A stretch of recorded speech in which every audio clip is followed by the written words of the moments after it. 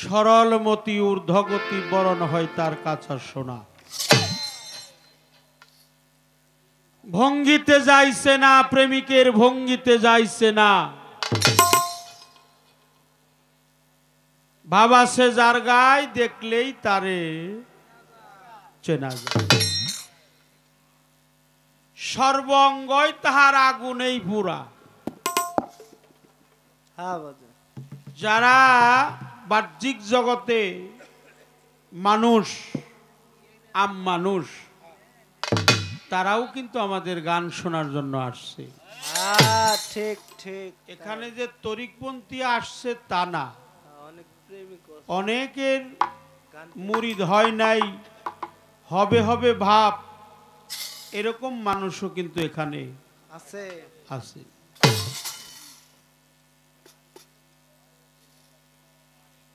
আমার যাহা প্রশ্ন ছিল বেলায়েত ধারীর কাছে, বেলায়েতের গোসাইয়ের কাছে আমার যে কথাগুলো ছিল, সেই কথাগুলোর প্রত্যেকটা কথার সূত্রপাত করতে গেলে অনেক টাইমেরও প্রয়োজন হয়। কথা কি আপনাদের খারাপ লাগছে? কারণ হলো আমরা কখনো খারাপ গান গাই না বাবা। চেষ্টা করি মানুষ যেন হেদায়েতের পথে আসে, মানুষ যেন আল্লাহ আল্লাহ রসুলকে বিশ্বাস স্থাপন করে একজন কামেলিন পীরের কাছে দ্বারস্থ হয়, তার দাসত্ব করে রেজাবন্দিতে থাকে, তার মধ্যে যেন নিমজ্জিত থাকে। সেই বিষয়ে যে কথাগুলো আল্লাহ তাআলা তার পবিত্র কালামে সূরা মারিজের 23 নম্বর আয়াতে বলেন, তুমি সর্বক্ষণিক সালাতে সাগরে ডুবে থাকো, ডুবে থাকো। সর্বক্ষণ, এটাকে দাইমুন সালাত বলা হয়। সালাতে দাইমুন, দাইমুন সালাত, এটার বিষয়টা কি আপনার কাছে আমার আগেই প্রশ্নটা রইল। কারণ হইল একটু চিন্তা ভাবনা করতে হয়। প্রশ্ন করলে, সরাসরি করলে, মানে প্রশ্ন কইরাই যদি বৈশা পড়ি তাহলে এটা ঠিক হয় না। কারণ একটু জ্ঞানের দৌড়াদৌড়ি তো, হ্যাঁ, জ্ঞানের দৌড়াদৌড়ি আছে। এই জন্য আগে আমার প্রশ্ন আমার আগে, সে যে প্রশ্ন করছে আমি জবাব দেব পরে, আগে আমার কথাটা একটু ভাবা চিন্তার বিষয় আছে। নিয়ত আছে কিনা? আমরা নামাজ পড়ি দিবারাত্রি 24 ঘন্টায় 5 বার, ফজর, জোহর, আসর, মাগরিব, এশা। এশার পরে বেতের নামাজ আছে এশারের সাথে, তারপরে অনেকে তাহাজ্জুদের নামাজও পড়ে। তা আমাদের যেমন নামাজের একটা নিয়ত আছে, দোয়া সূরা আছে, তাকবীর তাহরিমা আছে, ওযু গোসল আছে, সতর ঢাকা, জায়গা পাক, কাপড় পাক, শরীর পাক, এইরকম বিধান আছে। কিন্তু আল্লাহ যে ওই সালাতের কথাটা বলল যে তুমি সার্বক্ষণিক সালাতি সাগরে ডুবে থাকো, যেটাকে দাইমুন সালাত বলা হয়, আমি জানতে চাই এই সালাতের নিয়ত কি, এই সালাত পড়ার কায়দা কৌশলটা কি? কারণ যে পীরের কাছে গেলে দাইমুন সালাত পাওয়া যায় না, সে কখনো সঠিক পীর হইতে পারে না।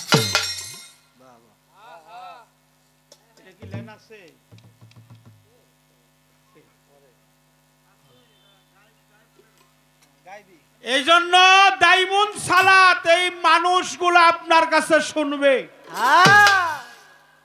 সবাই শুনবে। আচ্ছা, যেখানেই সালাত সেখানেই যাকাত।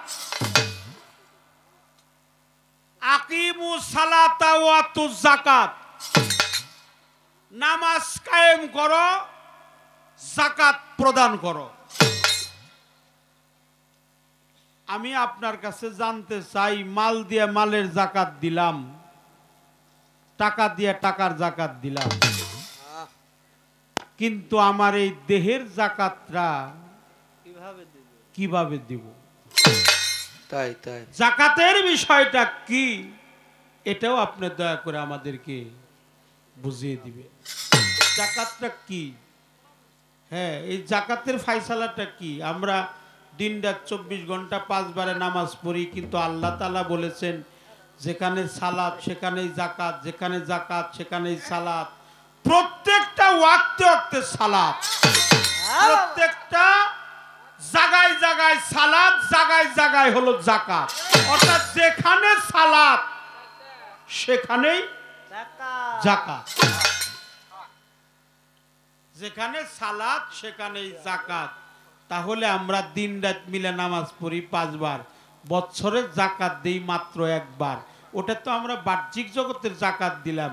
আমার জানার দরকার এই দেহের জাকাত আদায় হবে কি দিয়া?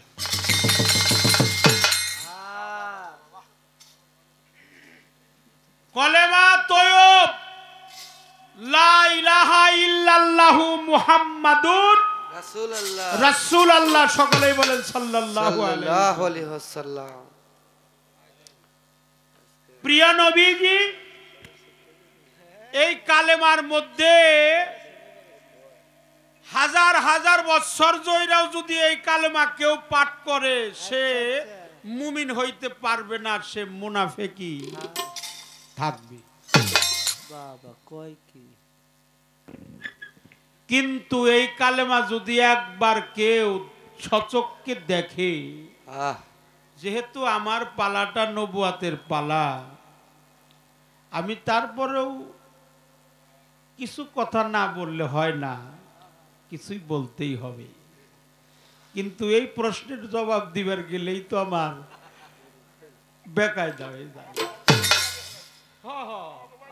ওই ফকির বাড়ি যাও না, আমার কায়দা করছে, এই কায়দা কইরা আমারে মানে আরে চিনি ডারে, হ্যাঁ চিনি তো, কিন্তু এমন কায়দা করছে না যায় আর উপায় নাই। হ্যাঁ, এমন কায়দা করছে আমার ফকির বাড়ি যাওনি না গো। রামকুণ্ডলে দিছে। তারপরেও ভালো, অনেক ভালো। যেহেতু প্রশ্ন করছে, প্রশ্ন পালাটা বড় বিষয় না, সত্য কথাটাই হলো বড় বিষয়, ঠিক কিনা? পালাটা বড় বিষয় না।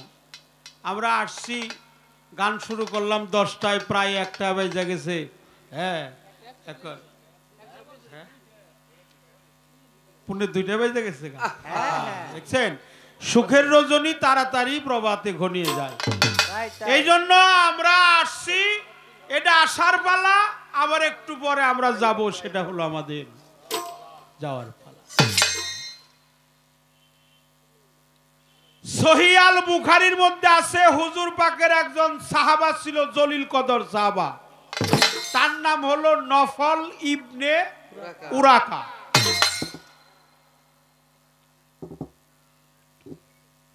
সে কলেমা মুখ দিয়ে পড়ে নাই, ঠোঁট দিয়ে নাড়াচাড়া করে পড়ে নাই। সে যখন অসুস্থ ছিল, মুমূর্ষু অবস্থায় ছিলেন, সবাই তাকে দেখার জন্য গেছে। আল্লাহর রসুল পাক নূর নবীজিও গিয়েছিলেন নফল ইবনে উরাকাকে দেখার জন্য। সঙ্গে ছিল তার আরো কয়েকজন সাহাবা। নফল ইবনে উরাকা সমস্ত শরীর অবশ হয়ে গেছে, হাতও নাড়াচাড়া করতে পারে না, পাও নাড়াচাড়া করতে পারে না, খালি কণ্ঠদেশের মধ্যে একটু একটু নাড়াচাড়া করতেছে। আর রসুল পাক যখন নফল ইবনে উরাকার সম্মুখে গিয়ে দাঁড়াইছে, তখন একজন সাহাবা বলল, নফল ইবনে উরাকা, তোমার সময় তো ভালো না, তুমি একবার পাঠ করো লা ইলাহা ইল্লাল্লাহু মুহাম্মাদুর রাসূলুল্লাহ, মুহাম্মাদুর রাসূলুল্লাহ, তুমি একবার পাঠ করো। হে নফল ইবনে উরাকা, তোমার সময় ভালো না, তুমি কলেমা পাঠ করো। নফল ইবনে উরাকা কালেমা পাঠ করে নাই। সেদিন কি করছে? অশ্রু সজল নয়নে একমাত্র আমার রসুল পাকের নুরানি রূপ দর্শন করেছে। সুবহানাল্লাহ। সে এদিকেও যায় না ওইদিকেও যায় না, হাতও নাড়ে না, পাও নাড়ে না, চোখের পলকও এদিক সেদিক করে না, পাও নাড়াচাড়া করতে পারে না, কণ্ঠদেশের মধ্যে শুধু একটু নাড়াচাড়া করতেছে যে ওনার দেহে প্রাণ পাখি এখনো আছে। উনি কি করছেন? কেমন কথা প্রশ্ন করছেন দেখছেন? উনি কি করছেন? উনি শুধু এক ধ্যানে আমার হুজুর পাকের পবিত্র চেহারা মোবারকটা দর্শন করেছেন। দর্শন করতে করতে করতে করতে যতবার তাকায় ততই মায়া লাগে, ততই মধুর লাগে, ততই মহব্বত জাগ্রত হয়। রাসূল পাকের নূরানী রূপ দেখতেছে।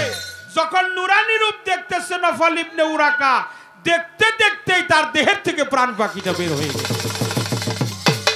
যখন তার প্রাণ পাখিটা বের হয়ে গেছে, একজন সাহাবা বলল, হুজুর আপনার সামনে আপনার একজন সাহাবা, ও কতবার কইলাম কলেমা পাঠ করার জন্য, সে কালেমা পাঠ করে নাই। ও কালেমা না পাঠ কইরাই ওর দেহের থেকে প্রাণ পাখিটা চলে গেল। ও তো মুমিনের দরজায় রইল না, ও যেন কাটটা কাফের হয়ে পরিণত হয়ে রইল, যেহেতু কালেমাই বলল না। সেদিন আমার রাসূল পাক নূর নবী বলছে, তোমরা বুঝতে পারো নাই হে আমার সাহাবীদ্বয়, তোমরা বুঝতে পারো নাই, জানতে পারো নাই, এই জ্ঞান তোমাদের নাই। আমার নফল ইবনে উরাকা যদিও সে ঠুট দিয়ে নাড়াচাড়া করে কলেমা পাঠ করে নাই, ও কলেমাকে সচক্ষে দেখে দেখে পাঠ করেছে। সুবহানাল্লাহ। ও কালেমাকে সচক্ষে দেখে দেখে পাঠ করেছে। ওর জন্যই কালেমা একবার পাঠ করা। এই জন্য কালেমা যদি কেউ একবার পাঠ করতে পারে, একিন দিলে তাহকিক করিয়া জানিয়া শুনিয়া বুঝিয়া মানিয়া, অরুজ নজুল ফানাবাকা নফিয়াজবাদ খপি মুকাম মঞ্জিল আশেক মাসেক সুন্নত ফরজ রূপরেখা এগুলা দেখা শুইনা যাই না, কামেল পীরের কাছে যাইয়া, যদিও কথাটা আমার না, আমার বাবাজি আমারে প্রশ্ন করছে, এটা একটা কামেল পীরের দরবারে যাইয়া এই কালেমার জাত আছে, সেফাত আছে, অরুজ আছে, নজুল আছে, ফানা আছে, বাঁকা আছে, অরুজ আছে, নজুল আছে, রূপ আছে, রেখা আছে, সেকেল আছে, সুরদ আছে, স্বাদ আছে, গন্ধ আছে। হ্যাঁ, কালেমা মধুময়, কালেমাটা অনেক বড়, কালেমা অনেক পবিত্র, কালেমা একটা ছোট না, কালেমা মুক্তির সনদ, কালেমা মুক্তিদাতা। কেউ যদি তাহকিক করি অন্তর দিল বাহির সমান করিয়া একিন দিলে এই কালেমাকে একবার পাঠ করতে পারে, আল্লাহ বলে অন্যান্য ইবাদত ছাড়া এই কালেমাই তাকে জান্নাতের ফয়সালা করে। সুবহানাল্লাহ। এই কালেমাই তাকে জান্নাতের ফয়সালা করে দিবে। কালেমাটা এত বড়, অনেক বড়, অনেক পবিত্র।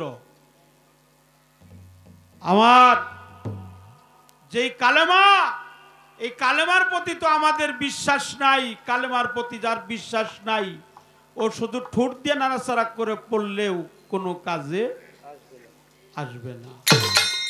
কালেমার প্রতি ঈমান রাখতে হবে, তাহকিক করতে হবে, একিন করতে হবে, বিশ্বাস করতে হবে, সচক্ষে দেখতে হবে, সচক্ষে দেখে কালেমা পাঠ করতে হবে। কথা কি খারাপ লাগছে? কখনো খারাপ কথা বলবো না। জাহেরে নবী কোথায়? আমার নবী হাজির এবং নাজির। এখানে মিলাদের কিয়াম হয়, যেখানে মিলাদের মাহফিল হয়, সেখানে আমার নবী হাজির এবং নাজির। যেখানে বলা হয় ইয়া নবী সালাম আলাইকা, ইয়া রাসূল সালাম আলাইকা, আল্লাহর রাসূল বলছে আমি আমার তিনটি রূপ, বাশারি, মালাকি, হাকিকি, হাকিকি রূপ, বাশারি রূপ, মালাকি রূপ, এই তিনটা রূপের একটা রূপ হলো মালাকি রূপ। কোন আল্লাহর বান্দা আমার উম্মত যদি ইয়া নবী সালাম আলাইকা কয়ে ডাকে, আমি সঙ্গে সঙ্গে ওই মাহফিলে হাজির এবং নাজির হয়ে যায়। তাহলে জাহেরে নবী এই জায়গায়ও আছে, যেহেতু এই জায়গায় মিলাদ হয়েছে, হয়েছে কিনা? যেখানে মিলাদ হয় সেখানে আমার নবী ওলামা উম্মতি কাম্বি বনি ইসরাইল আল উলামা ওয়ারাসাতুল আম্বিয়া, যারা হাক্কানি আলেম, যারা পীর মুর্শিদ, তাদের কাছে গেলে এই নবীর সন্ধান পাওয়া যায়। এই নবীর সন্ধান তাদের কাছে পাওয়া যায়। একটা গান করব।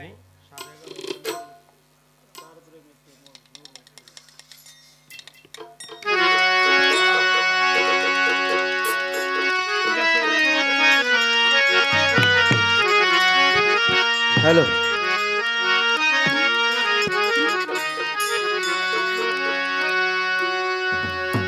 যেখানে আমার নবী সেখানে আমার আল্লাহ তাআলা, এতে কোনো সন্দেহ নাই। কুল কায়নাত, তামাম পৃথিবীতে আল্লাহ কোথায়? আল্লাহ সামনে, আল্লাহ পিছনে, আল্লাহ ডাইনে, আল্লাহ বামে। এই যে জায়গাটা, এই যে জায়গা, এটা একটু বাম স্তনে একটু নিচে, এই জায়গাটার নাম হল লতিফায়ে কাল। লতিফায়ে কাল। তাহলে সামনে আল্লাহ, পিছনে আল্লাহ, ডাইনে আল্লাহ, বামে আল্লাহ, উপরে আল্লাহ, নিচে আল্লাহ। ফাসাম্মা ওয়াজহুল্লাহ, সর্বদিকে আল্লাহ। এই পৃথিবীটা বেষ্টনী দিয়ে রাখছে আল্লাহ। কিন্তু আমার জানা দরকার, এই যে ছোট্ট একটু জায়গা বাম স্তনে একটু নিচে, এটাকে লতিফায়ে কাল বলা হয়। ইংরেজিতে এটাকে হার্ট বলা হয়, বাংলায় এটাকে হৃদয় বলা হয়।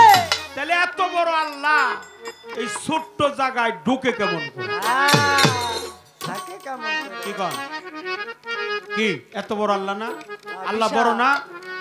ঘরের ভিতরে মানুষ যায় না মানুষের ভিতরে ঘর যায়? আচ্ছা আচ্ছা, হ্যাঁ, ঘরের ভিতরে কি মানুষ যায়? মানুষের ভিতরে ঘর যায়। পইরা দপ করে না দপ করে পড়ে? হ্যাঁ, কইরাই দপ করে, পইরাই ধপ করে। ঘরের ভিতরে মানুষ যায়। আমার জানা দরকার আল্লাহ কি? কুলবিল মুমিনিন আরশে আল্লাহ। মুমিন বান্দার কালবের মধ্যে আল্লাহর বাসস্থান। ছোট্ট একটি জায়গা দেখা যায়, কিন্তু ইহার ভিতরে যায় কেমন করে আল্লাহ? আল্লাহ তো সবকিছু করতে পারে, সমস্ত দিকে আল্লাহ আছে, সর্বব্যাপী আছে খোদা, সব জায়গায় আছে, সব স্তরেই আছে, কিন্তু দেখা যায় না। আমরা দেখতে পারবো কিভাবে যে মুমিনের কালবে এত ছোট্ট জায়গার মধ্যে আল্লাহ প্রবেশ করলো কিভাবে?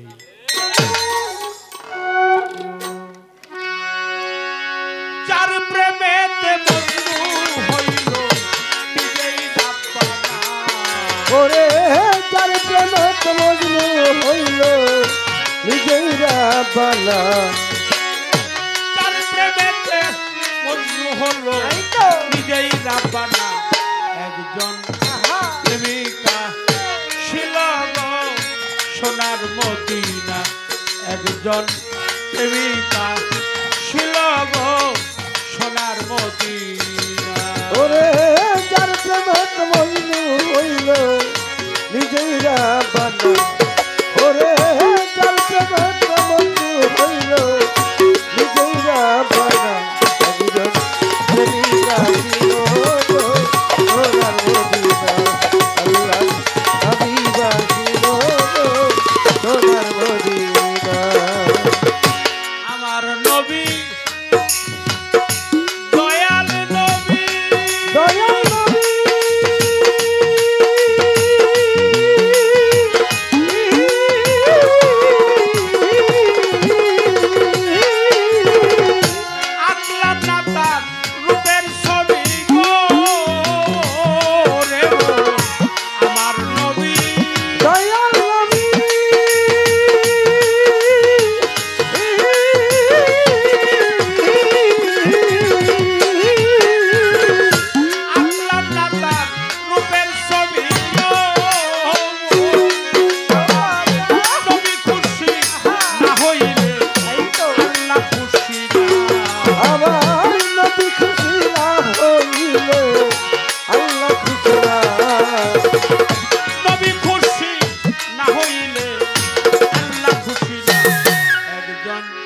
প্রেমিকা ছিল গো সোনার মদিনা একজন ভাবুকা ছিল গো সোনার মদিনা ওরে যার প্রেমত বন্ধু হইল নিজেরা বানা ওরে যার প্রেমত বন্ধু হইল নিজেরা বানা একজন প্রেমিকা ছিল গো সোনার মদিনা আল্লাহ হাবিবা ছিল গো সোনার মদিনা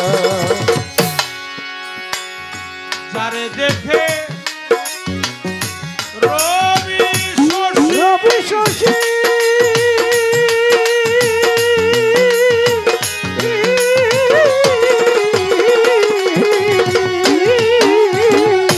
আনন্দে হইত খুশি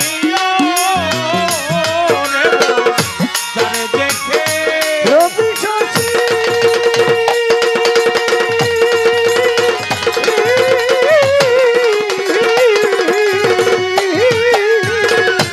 আনন্দে হইত খুশি মনের হরি নবী ছিলে আমি ছিলাম না। ওরে মনের হরি নবী ছিল আমি ছিলাম না মনের পশু নবী ছিলে আমি ছিলাম না। একজন প্রেমিকা ছিল গো সোনার মদিনা একজন ভাবুকা ছিল গো সোনার মদিনা ওরে যার প্রেমত বন্ধু হইল নিজেরা বানা ওরে যার প্রেমত বন্ধু হইল নিজেরা বানা একজন প্রেমিকা ছিল গো সোনার মদিনা আল্লাহর হাবিবা ছিল গো সোনার মদিনা আমার নবী প্রিয় নবী প্রিয় নবী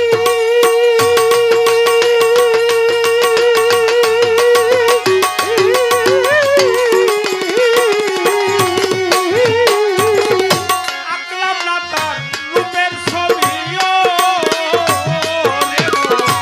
আমার নবী দয়াল নবী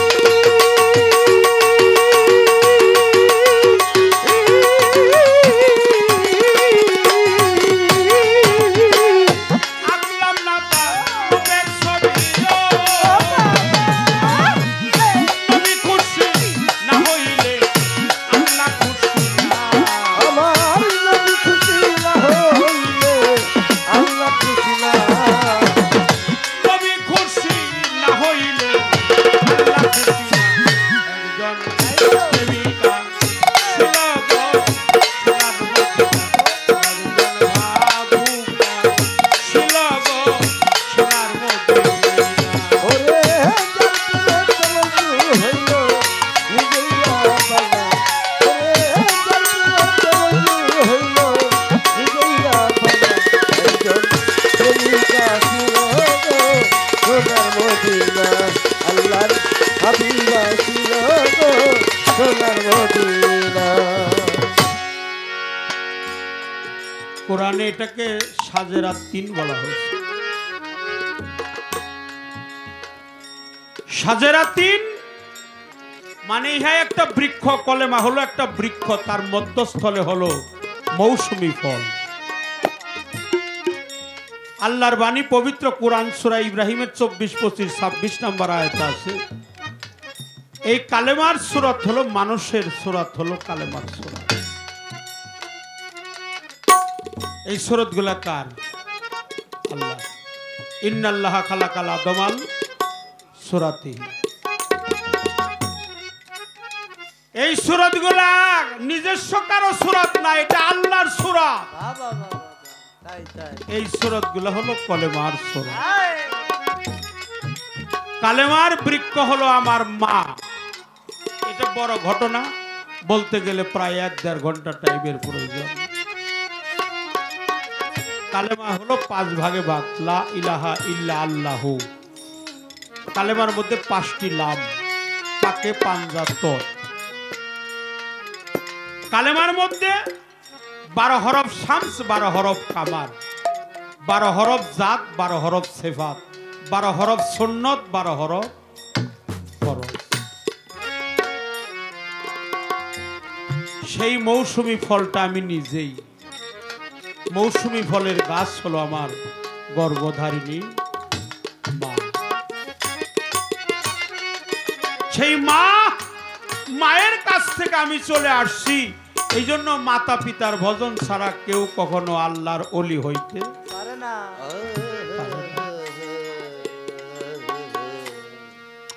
মা বাবার ভজন ছাড়া কেউ আল্লাহর ওলি হইতে পারবে না। কেউ মুত্তাকিন, কেউ মজজুম, কেউ হাদি, কেউ মুফাসসির। এই জন্য বলছে বাবাকে তোমরা কাবা জানিও, মদিনা জানিও মাকে। যদি কারো ঘরে বেঁচে থাকে, যদি কারো ঘরে বেঁচে থাকে, বাবাকে তোমরা কাবা জানিও। আমার অত্যন্ত প্রিয়জন শাহ আলম সরকার, আমার বাবাকে, ঢাকার শাহ আলম সরকার, তার এই গানের মধ্যে বলছে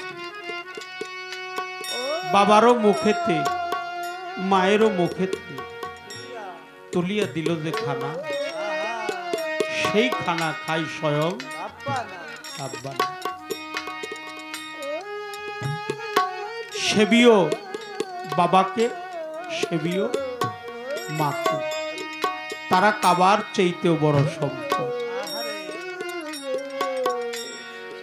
সেই নবীজি আমার নবী পাক। দুইটা কথা বলতে পারবো? আমার নবীজি, আপনাদের কাছে ক্ষমা চেয়ে নিলাম, ক্ষমা চেয়ে নিলাম, ক্ষমা চেয়ে। এত সুন্দর পরিবেশ আজকে পেলাম, টাকা পাওয়াটাই বড় বিষয় না। এরকম পরিবেশ আমরা সচরাচর পাই না। কানায় কানায় ভরপুর আল্লাহর আশিকান, গুরু প্রেমিক, নবী প্রেমিক, রসুল পাকের আশিক হইয়া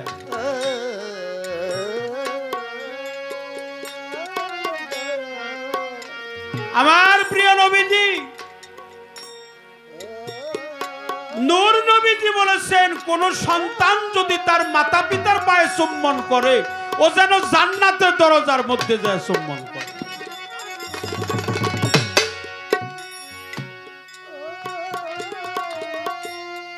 জান্নাত হলো আমার ঘরে আছে, আমার মা, আমার বাবা, আমার যা।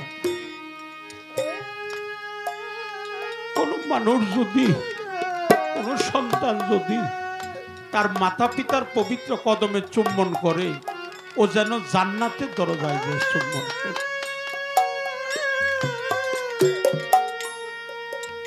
সাহাবা বলল, হুজুর আমার মাও নেই, আমার বাবাও নেই, আমি কোথায় যে চুম্বন দিব? আমার মাও গেল গা, বাবাও গেল গা, আমার চুম্বনটা কোথায় দিব গো দয়াল? আমি কোথায় যে চুম্বন দিব? বলে, যাও তুমি তোমার মা বাবার কবরের মধ্যে চুম্বন দিও। ইয়া রাসূলুল্লাহ, নূর নবী, প্রিয় নবী, রাহমাতাল লিল আলামিন। আমার বাবা মা যখন মারা গেছে, মায়ের কবর কোথায় আমার জানা নেই, বাবার কবর কোথায় আমার জানা নেই।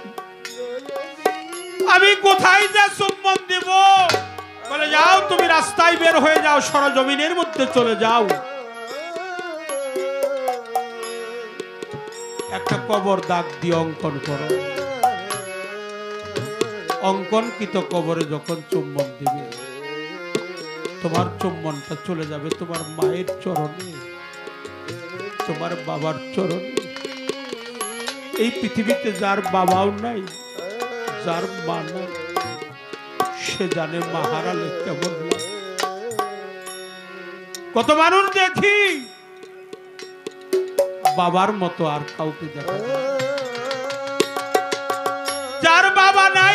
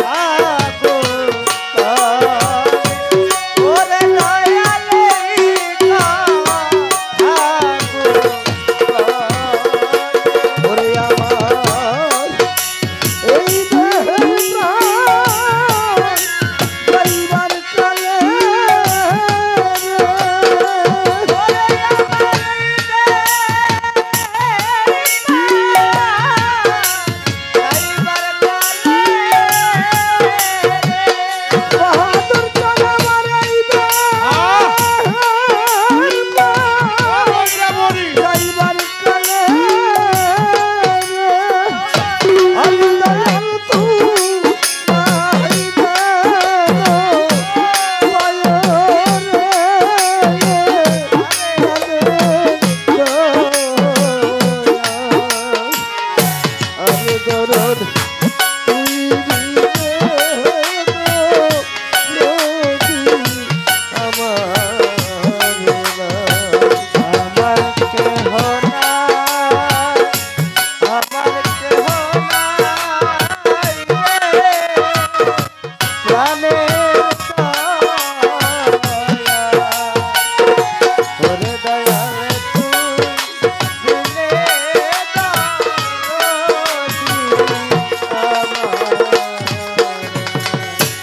আজকে আমার কালুসা কোথায় কোথায় আমার বাহাদুর শাহ? আইনা কাছে তোর দিকে তাকালে যেন আমার দয়াল দেখা যায়। যার হারালো সেই তো জানে, যার হারানো সেই তো জানে, অন্য ব্যথা জানে জানে। যে হারালো সেই তো জানে, অন্য ব্যথা জানে না, যার হারানো সেই তো জানে, অন্য ব্যথা জানে না, যার হারানো সেই তো জানে, অন্য ব্যথা জানে না, যার হারানো সেই তো জানে ভাবে, অন্য ব্যথা জানে না, যার হারানো সেই তো জানে। কোথায় রইলা তোরি কারবার? ওরে ভাই আমার খালেক চন্দ্র গোলাম আইনা কাছে আই। ভাইয়ে জানে ভাইয়ের জ্বালাবে যা করছে জোরার ভাইয়ে জানে ভাইয়ের জ্বালা। আর ভয়ে জানে ভয়ে জানা, তোরি পার ভাই গলার বলা, ভয়ে জানে ভয়ে জানা, তোরি পার ভাই গলার বলা, ভয়ে জানে ভয়ে জানা আমার, তোরি পার ভাই গলার বলা, ভয়ে জানে ভয়ে জানা, তোরি পার ভাই গলার বলা, ভয়ে জানে ভয়ে জানা। কোথায় রইলা তোরি কারবার? ওরে ভাই আইনা কাছে আই। তোর মুখে তাকালে যেন আমার বাহাদুর। আইরে ভাই সঙ্গ করে আইরে ভাই সঙ্গ করি আমার, বুকেতে জড়াইয়া ধরি, আইরে ভাই সঙ্গ করি, বুকেতে জড়াইয়া ধরি, আইরে ভাই সঙ্গ করি, বুকেতে জড়াইয়া ধরি, আইরে ভাই সঙ্গ করি। কোথায় রইলা খালেক চর? তোমার দেখা যাই। তুই বিলে কাঙ্গালের বন্ধু আর তুই আমার ভাই। একে একে সবাই গেল, একে একে সবাই গেল, তার কাছে যে তারাই বল। একে একে সবাই গেল, তার কাছে দাঁড়াই গেল, একে একে সবাই গেল, তার কাছে দাঁড়াই গেল, একে একে সবাই গেল। কোথায় রইলা তোরি কারবার? ওরে ভাই আইনা বুকে আই। তোর দিকে তাকালে যেন আমার দয়াল দেখা যায়। আইরে ভাই সঙ্গ করে আইরে ভাই সঙ্গ করি, বুকেতে জড়াইয়া ধরি, আইরে ভাই সঙ্গ করি, বুকেতে জড়াইয়া ধরি, আইরে ভাই সঙ্গ করি, বুকেতে জড়াইয়া ধরি, আইরে ভাই সঙ্গ করি। কোথায় আছো বাহাদুর বাবা? তোমার পরেশ তোমারে ডাকে রে। ওরে বাজার দেখা দেওয়া শুইয়া। কোন বলে লুকাইল রে বাহাদুর কিনা তাকিয়া। খালি খালি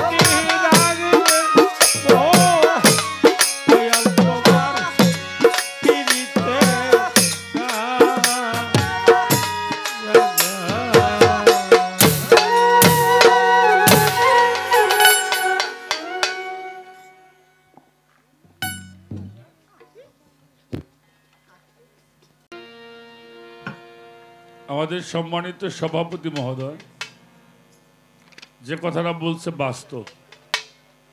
অনেক বড় বড় দরবারেও এত মানুষ এভাবে থাকে না। হাইপারটা ছেড়ে দেয়, লোটা বেশি আছে। তো যে বাজানরা আছেন, দাঁড়িয়ে আছেন, আমি আবারও তাদেরকে অনুরোধ করি আপনারা বসবেন।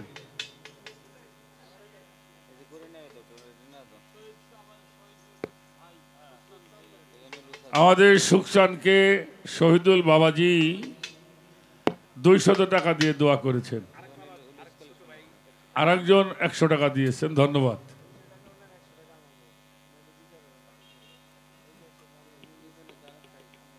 ওঠা বসাটা যতটুকু প্রয়োজন সেটা করতেই হবে। আমার বৃহত্তর ফরিদপুরের মহাসাধক আব্দুল হালিম বয়াতি আল চিশতি নিজামী বাবার একটা কথা, মুর্শিদ কেমন যার মন যেমন জ্ঞান বিহনে মাপা যায় না, যে যা বলে বলুক রে মন তাতে আমার কিছুই আসে যায় না। আসে যায় না।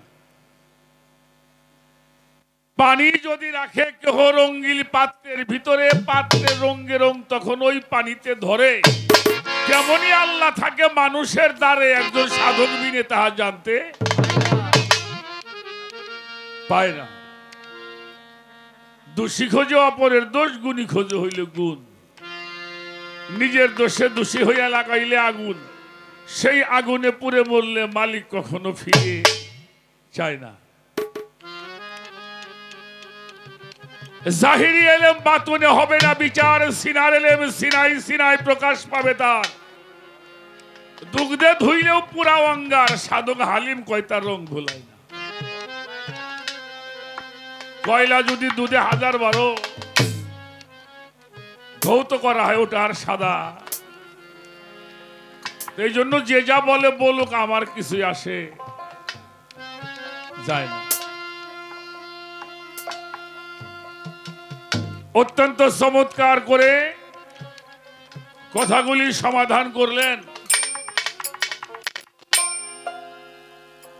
পরিশেষে একটি ভাবের সাগরের মধ্যে আমাকে অবগাহন করাইলেন।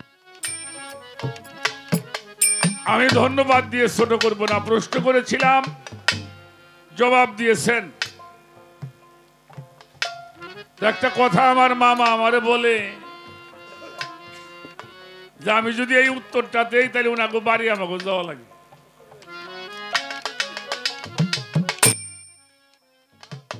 না, এটা কোনো কথা না। নবুয়তে কি সাধনা নাই? কথা কন না কেন? তাহলে আপনি আল্লাহ পাওয়ার পদ্ধতি মানুষকে জানাবেন, আমিও জানাবো। এটা হলো আমাদের মূল কাজ। মানুষ ধর্মের পথে আসবে, সঠিক পথে আসবে। এজন্য আল্লাহ তাআলা কোরআন শরীফের মধ্যে বলেছেন, তোমরা যুক্তি তর্কের মাধ্যমে মানুষকে আহ্বান করো। যুক্তি এবং তর্কের মাধ্যমে মানুষকে আহ্বান করো, তা ধর্মের পথে। গান বাজনা দলিলের পক্ষে আয়াতটা পড়ে।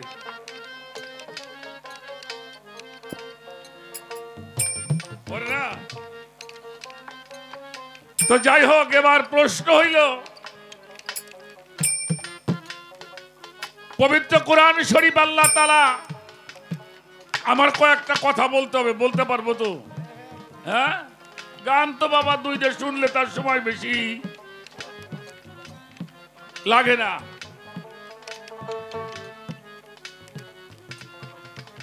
সূরা মারিজের 23 নম্বর আয়াত, যেটা ইন্নাল মুসাল্লিনা আল্লাযিনা হুম আলা সালাতিহিম দাইমুন, তোমরা সর্বক্ষণিক সালাতের মধ্যে ডুবে থাকো। এই যে সর্বক্ষণিক সালাতের মধ্যে ডুবে থাকো, এটা আল্লাহ পাক কোরআন শরীফে বলল। এই দাইমি সালাত অর্থাৎ সর্বক্ষণিক সালাত, এইটা থাকার কায়দাটা কি, নিয়ত কি? বসো বসো বসো, এখন আর নড়াচড়া করা যাইব না। আচ্ছা বাবা, আপনার কাছে একটা কথা জিজ্ঞেস করি। আমি প্রশ্ন করছি না, একটু আমরা আলোচনা করবার জন্য, এখানে একটা ক্লাস হোক। আচ্ছা, আমরা নামাজ পড়ি না, এই নামাজে আমারে কি করবে? প্রত্যেকটা জিনিস একটা শক্তি আছে না। আমি খানা খাই, আমার দেহ সবল থাকে। এই ঢোল আমার যন্ত্রে, আমার তালের সাহায্য করে।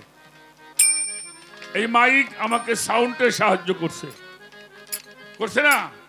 তাহলে এই নামাজে আমারে কি করবে?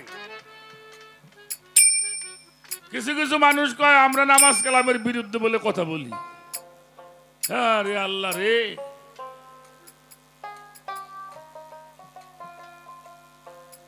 এখন এই কথাটার উত্তরটা আপনারা কেউ দিচ্ছেন না কেন তা আমি জানি না। আমি বলেছিলাম নামাজে আমারে কি করতে পারবে? জান্নাতে নিতে পারবে? হ্যাঁ, কে বলছে পারবে না? এই যারা কয় নামাজে আমারে জান্নাতে নিতে পারবে না, ওর নামাজ হয় না তাইও কয়। ঠিক কিনা?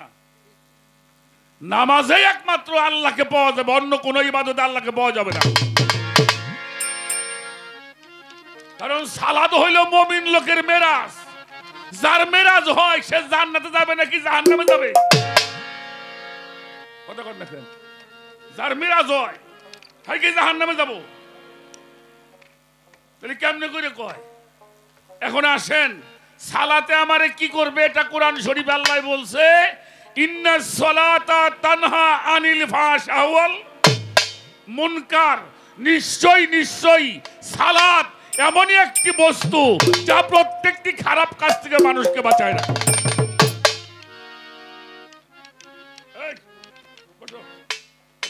তোমরা তোমাদের সঙ্গীত জগতের মানুষ, নড়াচড়া করবে না। এবারটা শুনে রাখ, জানলেও অনেকে কবের চায় না। আচ্ছা, নামাজে যদি আমারে খারাপ কাজ করতে না দেয় তাহলে ভালো কাজই নামাজ? কথা বল না, আমার কথা বুঝতে কষ্ট হয়। সালাত যদি মানুষকে খারাপ কাজ করতে না দেয়, এটা সালাতের ক্ষমতা। সালাতে আপনারে খারাপ কাজ করতে দেবে না। কি বাবাজি? তো সালাত যদি মানুষকে খারাপ কাজ করতে না দেয় তাহলে ভালো কাজগুলি সালাত নাকি? নামাজও পড়বেন, সিটারি বাটপারি করবেন, নামাজও পড়বেন, সুদ খাবেন, ঘুষ খাবেন, নামাজও পড়বেন, নামাজ পড়বে, মানুষের গীবত চর্চা করবা, হইল নামাজ? তাহলে আপনার নামাজ হচ্ছে না। কেন? সালাতে মানুষকে খারাপ কাজ করতে দেয় না। আমার সাথী শিল্পী বলছে আমরা 5 ওয়াক্ত নামাজ পড়ি, পড়েন, আর হানি করবেন কি? আল্লাহ তো কয় সব সময়, আপনি 5 ওয়াক্ত পড়েন কেন? সব সময় পড়েন। অর্থাৎ ভালো কাজ করেন, ভালো কাজ করলে হবে সালাত। এটা আমি কই না, কোরআনে কয়। যেহেতু সালাতে মানুষকে খারাপ কাজ করতে দেয় না।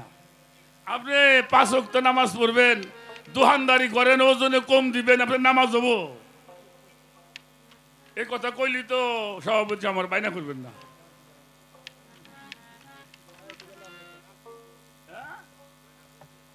তাহলে একজন দোকানদারের সালাত হইল সে যেন ব্যবসার মধ্যে ভেজাল না করে, ওজন সে কম না দেয়।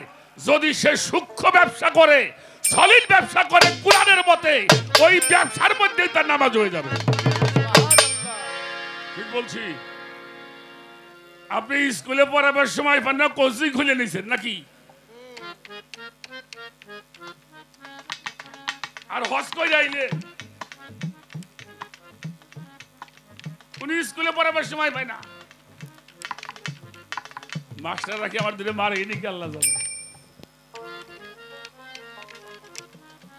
একজন শিক্ষক তার সালাত হইল সে তার ছাত্রগুলিকে মানুষের মতো করে মানুষ তৈরি করবে। তা যদি সে করতে পারে, প্রতিষ্ঠিত হয়, ওই কাজের মধ্যে তার সালাত কায়েম হবে। ঠিক না? আপনাকে যে দায়িত্ব দেওয়া হয়েছে, আপনি একজন বিচারক, আপনাকে এলাকায় সালিশ বিচার হয় নাকি? আমাকে এলাকায় আছে কয়েকজন কথা নিয়ে গু খাইয়ে তারপরে যাই হলে সালিশ করবেন। গু খাওয়ানি গু খায়? এ না, এ দেশে নাই। মানে ওনারা কিছু দিয়ে আসা লাগবে এর মধ্যে? বাস যদি ঠিক থাকে। হ্যাঁ? আর মসজিদ করে যে সামনে খারাই যাও হবে নামাজ।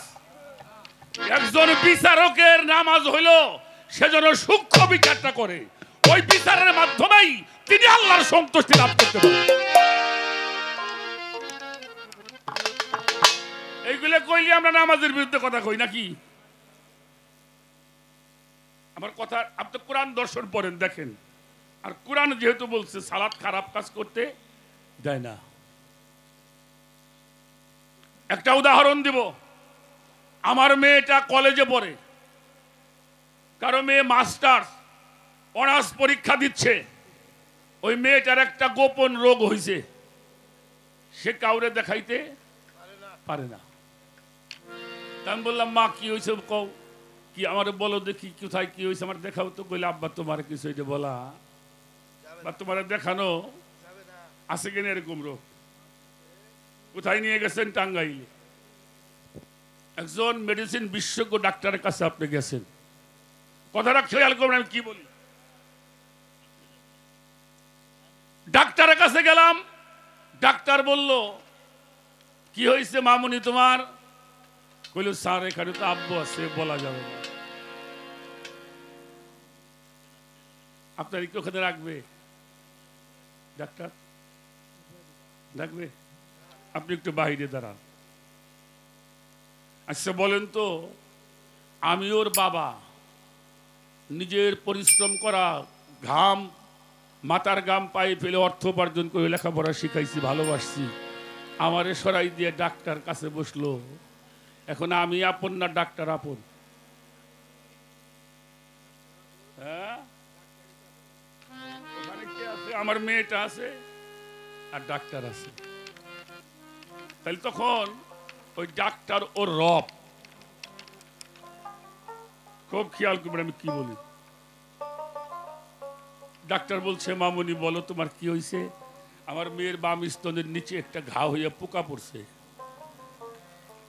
আমার মেয়ে কি করে? ডাক্তারকে দেখায়। দেখায় না? আমার কি দেখাবে? দেখাবে? তাহলে ডাক্তারকে রব।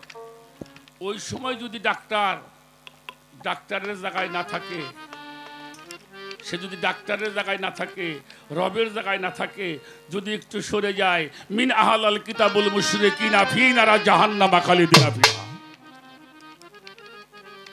ঈমান এত সস্তা জিনিস না মিয়া, নামাজটা এত সহজ জিনিস না। নামাজ, যেই নামাজে মানুষের মেরাজ হয়, আল্লাহর দিদার হয়, এটা হইতে হইলে আগে ভালো হইতেইব। কথাটা বুঝাইতে পারছি? তাহলে ডাক্তারের সালাত, সে রুগী দেখবে, সে যেন অন্য কিছু না ভাবে এবং না দেখে, তাহলে ওই কাজের মধ্যেই তার সালাত প্রতিষ্ঠিত হবে। একজন ড্রাইভার গাড়ি চালায়, 50 জন লোক গাড়ির মধ্যে, 2টা সেকেন্ড চোখ সরে গেলে গাড়িটা অ্যাক্সিডেন্ট হবে, হবে কিনা? ওই ড্রাইভারের সালাত, সেজন্য সুন্দর মতো গাড়ি চালাইয়ে এই 50 জন মানুষকে গন্তব্য স্থানে পৌঁছে। আমি গান করি, গানের মধ্যে আমার সালাত। আমি আমারে প্রশ্ন করতে, আমি ভাই জুড়ে চলে গেলাম, তাহলে আমার কি হইব? তাও চাষা কুনসি মুন্সি উদ্দে ঢুকবো।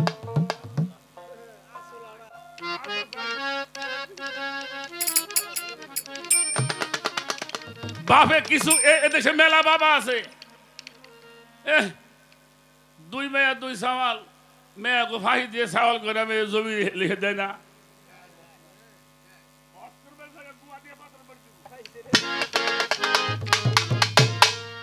আমার কথা হলো বাংলা কথা। হক বুঝিয়ে দেওয়ার নাম হলো ইবাদত। যার যার হক বুঝাইয়ে দিবেন, ওর মধ্যে আপনার সালাত কায়েম হয়ে যাবে। শরীয়ত সরকার পীর সাহেব এই জায়গাতে গেছে, বলাবান দুটো কথা শুনবেন। উনি কইলে, যা তোকে বয়স নাই, হইল?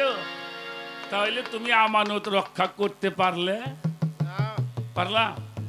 পারলা না। আমার কথাগুলি কি বিরক্ত হয়েছেন আপনারা? হ্যাঁ, এই জন্য ভালো হও, সালাতকে আঁকড়িয়ে ধরো। সালাতে একমাত্র মানুষকে ভালো রাখতে পারে, অন্য কোনো কাজে সালাতে ভালো রাখতে, আর কোনো কাজে মানুষকে ভালো রাখতে পারে না। আল্লাহর কোরআন বলছে, আমার সালাতে মানুষকে খারাপ কাজ করতে দেয় না। আর একটা কথা বলি, যদি বিরক্ত না হন বলবো। আচ্ছা, আমার এই বাবাজির দিয়ে বলি, এই যে বাবাজির আছে যারা ইয়াং, টাঙ্গাইল কলেজে পড়ে, মেয়েরা পড়ে না?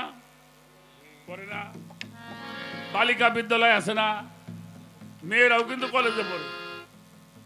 ছেলেটা কলেজে পড়ে, ওদের তো গায়ে যৌবন, নাকি যৌবন না?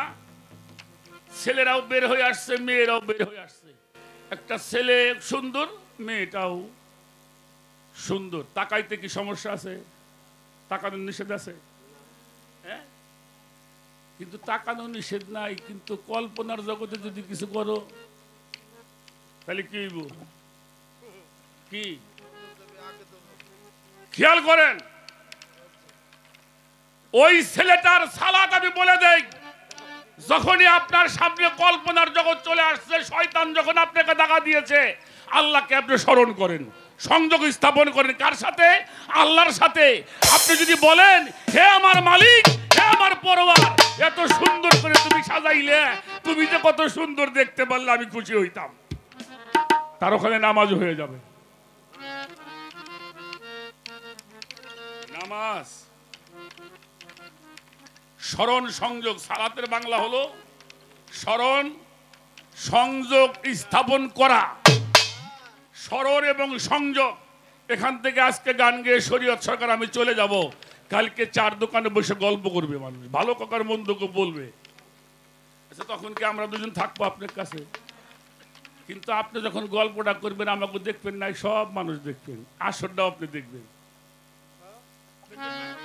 আপনি দেখবেন আপনার চোখের সামনে আসরটাই ভাইসে উঠবে।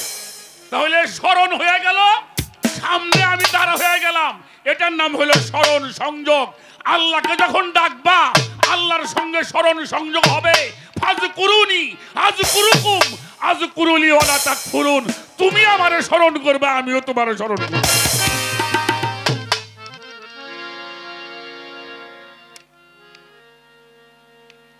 আমি যা বললাম, এই সালাত কায়েম করো, খারাপ মানুষ খুঁজে কম পাওয়া যাবে। এর নাম হইল সালাত। এটা সব সময়, এটা এক মুহূর্ত বাদ গেলেই শয়তান এসে তোমারে খোঁচা দিব, একটা মুহূর্তের জন্য। এজন্য আর সালাত হলো কাদের জন্য? মুমিনের জন্য হলো মেরাজ। এখানে আর একটা কথা বলে রাখি, কুরআন শরীফে মানুষের নাম হইল বাশার। কি বাজান, ঠিক কিনা? মানুষের নাম কি? বাশার। এবার আসছে আমানু। আমানু কারা?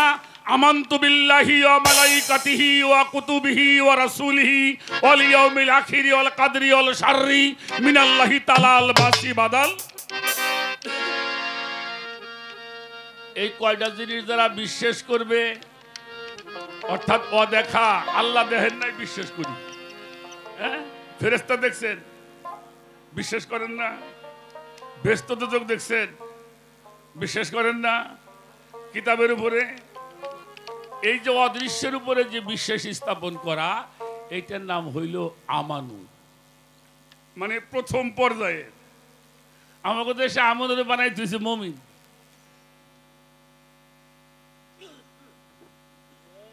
আমানু, এই আমানু যখন হয়, এই অদৃশ্যের উপরে যখন আপনি বিশ্বাস স্থাপন করবে, এবার আল্লাহ পাক ডাক দিয়েছেন, ইয়া আইয়ুহাল্লাযিনা আমানু আমানুত্তাকুল্লাহা হাক্কা তুকাতিহি ওয়া লা তামুতুন্না ইল্লা আনতুম মুসলিমুন।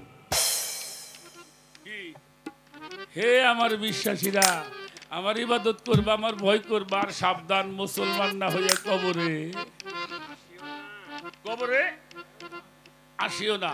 নামাজ পড়লে কি মুসলমান হয়? নামাজ পড়লে কি হয়? নামাজি হয়। হজ করলে, যাকাত দিলে, দান করলে, রোজা করলে, তাহলে মুসলমান হয় কে? যিনি আত্মসমর্পণ করে। কার কাছে? আল্লাহর রসুলের কাছে, আল্লাহর ওলিদের কাছে। আতি আল্লাহু আতি রসুল অলিল আমরি মিনকুম। আত্মসমর্পণ করেছেন, আত্মসমর্পণ করে তওবা করেছেন, কালেমা পাঠ করেছেন, এবারও হয়ে গেলেন মুসলমান। ছোট কয়টা হয়েছে? বাশার, আমানু, মুসলমান। অর্থাৎ বায়াত হইলে মুসলমান হয়, বায়াত না হইলে সে পরিপূর্ণ মুসলমান হতে পারবে। বিরক্ত হন নাকি? এবার বিরক্ত হইলে আমি কমু না। এবার আসেন মুসলমান। মুসলমানের কাজ কি? খারাপ ত্যাগ করা, ভালোকে ধারণ করা। কি মুসলমানের কাজ? কি মুসলমান কোনদিন কারো ক্ষতি করতে?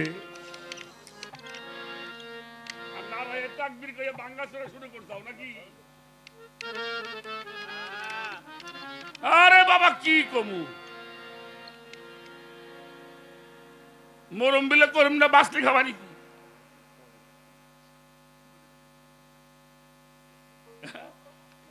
এটা কথা আছে না, মরম বিলে করম না বাঁচলে খাবা নাকি? এবার মুসলমান যখন হবেন তখন আপনার পীরের নির্দেশ মোতাবেক আপনাকে হুশদার দর্ম করতে হবে। নেকাবার কদম, সফরদন, মুআইনা, মুরাকাবা, মুশাহেদা, মুবাশশিবা, ফানাপি শায়েক। এই শায়েকের সঙ্গে যখন ফানা হবেন তখন এই মস্তিষ্ক থেকে বিষয়গুলি সরে যাবে। কি হবে? কোরআন পড়ো না, লা তাকরাবুস সালাতু ওয়া আনতুম সুকারা। নেশাগ্রস্ত অবস্থায় নামাজের কাছে আসিও না। নেশাগ্রস্ত, নেশা হয় কি খাইলে? কথা কন, কি খাইলে নেশা হয়? মদ, গাঁজা, এটা সেটা বহু কিছু খাইলেই নেশা হয়। নেশা হয় না? নেশা করে দেখবেন যে কতজন আছে নেশার চোট ডুলতে ডুলতে যাই। সেটা আমাকে কানাই কাকা একদিন যায় বাড়ি যায় করতেছে, ও মা তোর নাহের থাকো। হ্যাঁ, বউরে যায় করতেছে, মা তোমার নাহের থাকো। তাহলে নেশাগ্রস্ত অবস্থায় তুমি যাহা বলো তাহা বোঝো না, তুমি নেশাখোর। এখন এই আয়াতের মধ্যে মদের নাম নাই। আমি যে আয়াতটা বলছিলাম এটার মধ্যে মদের নাম আছে।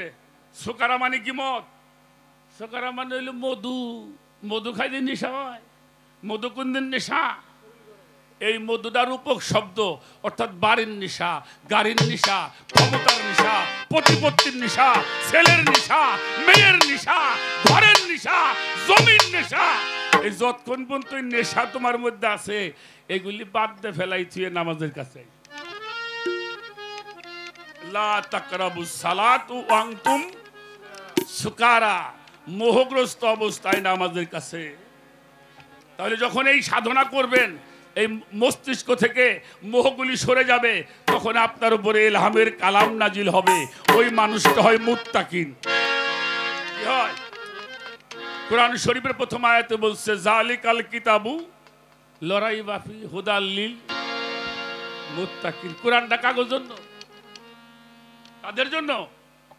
মুত্তাকিনদের জন্য পথ প্রদর্শক। আর মুত্তাকিন হতে হলে আপনাকে ফানাপি শায়েক পর্যন্ত পৌঁছাইতে হবে। কয়টা হইল? বাশার, আমানু, মুসলমান, মুত্তাকিন। কয়টা হয়েছে? 4টে হয়েছে না? এরপর আসছে যখন সে মুত্তাকিনের দরজায় পৌঁছায়, আল্লাহর সঙ্গে তার সংযোগ হয়ে যায়। এজন্য আল্লাহ বলছে আর রহমান খালাকাল ইনসান আল্লাহু রুহুল বায়ান। অর্থাৎ তিনি বয়ান করার ক্ষমতা অর্জন করে। হ্যাঁ, যদি মূর্খ হয় একটা ওলি, একটা মানুষ, সাধারণ মানুষ বাকাবিল্লায় পৌঁছাইতে পারে। মূর্খ হইলেও সারা পৃথিবীর দুনিয়ার জাহিরি ইলম তার কাছে কিছুই না। ইনসান মানে হইল বিচারক। ইনসান মানে কি? বিচারক। হিসাব করিয়া যেজন চলে আখেরেও নিবে না হিসাব আল্লাহর কোরআনেও তা। গান গাইস না? গান আজকে গাবো না আমি। আর কানে পানি দিয়ে যাই। একটু কানে পানি নিয়ে যান, গুরুর কাছে যাই একটু পানি দিয়ে কান পরিষ্কার করে নিয়ে। কি কানে পানি গেলে আর পানি দেওয়া লাগে না? আমি শরীরে যদি পানি দিয়ে যাই, যার যার পীরের কাছে যাই, হে একটু পানি দিয়ে যাই দিলি ব্যাগটুক বাইরে যাই। চলে গেল কোথায়? উনি হলো ইনসান। তাহলে কয়টা হইছে? বাশার, আমানু, মুসলমান, মুত্তাকিন, ইনসান, 5টা। কোরআন শরীফে আল্লাহ বলতেছেন সিবগাত আল্লাহি মান আহসানু মিনাল্লাহি সিবগাতাও, তোমরা আমার রঙে রঞ্জিত হও। কার রঙে? আল্লাহর রঙে রঞ্জিত হয়। তখন ওই মানুষটার হাত আল্লাহর হাত, ওই মানুষটার পাও আল্লাহর পাও, ওই মানুষটার চোখ আল্লাহর চোখ, ওই মানুষটার জবান আল্লাহর জবান। তাখাল্লাকু বিআকলাতিল্লাহ, সে আমার হয়ে যায়, আমি তার হয়ে যাই। তখন ওই মানুষটার নাম হইল মুমিন। ওই মানুষটার নাম কি? মুমিন। মুমিনের হাত আল্লাহর হাত, মুমিনের পাও কার পাও? মুমিনের চোখ, মুমিনের জবান, মুমিনের দেহ। অর্থাৎ কুয়ের পানি সাগরের মধ্যে গেলে ব্যক্তিকে সাগরের পানি। এই দেহ আল্লাহর এতবার আল্লাহ কোহনতে ডোহে। প্রশ্ন করেন আমারে যে এতবার আল্লাহ ঢুকলো কোহনতে? আরে আল্লাহ ঢুকবে কি? আমি আল্লাহর মধ্যে ডুবে গেছি। সেই ব্যক্তির হবে মেরাজ। এত হস্তা মেরাজ না, আব্দু পর্যন্ত পৌঁছাইতে হবে, তাহলে মেরাজ হবে। এজন্য এই 6টা স্তর অতিক্রম করলে আল্লাহর সাথে সে মিশা যায়। এই জন্য কোরআন শরীফের শেষের সূরা হলো নাস। নাসের মধ্যে কয়টা নাস? কয়টা? এটাও মুসলমানরা জানে। বসে রয়েছে রক চেনে না, আজাম হয়ে বসে রয়েছে। কুল আউযু বিরাব্বিন নাস, মালিকিন নাস, ইলাইহিন নাস, মিন শাররিল ওয়াসওয়াসিল। তাহলে আমার মধ্যে খান নাসও আছে। আল্লাযী ওয়াজবিসু ফি সুদুরিন নাস মিনাল জিন্নাতি ওয়ান নাস। কয়টা হইছে? 6টা হইছে না? এই 6টা স্তর অতিক্রম করলে তার চলা, বলা, খাওয়া, ঘুমানো যা কিছু করে সবই সালাত। এজন্য হাদিস শরীফে আসছে সাধারণ লোকের নামাজ পড়া আর জ্ঞানী লোকের ঘুম তার চেয়ে উত্তম।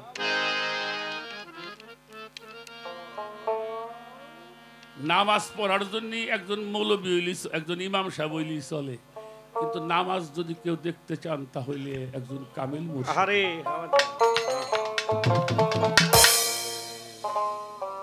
আমার কথায় তো বিরক্ত হচ্ছেন না বাবা? আহা বাবা, আমরা ধর্মটা মানুষকে বুঝাইতে পারি নাই। এই শান্তির ধর্ম ইসলামটা আমরা বুঝাইতে আমরা ফেকরা সৃষ্টি করেছি। একটা কথা আমি মাঝে মাঝে বলি,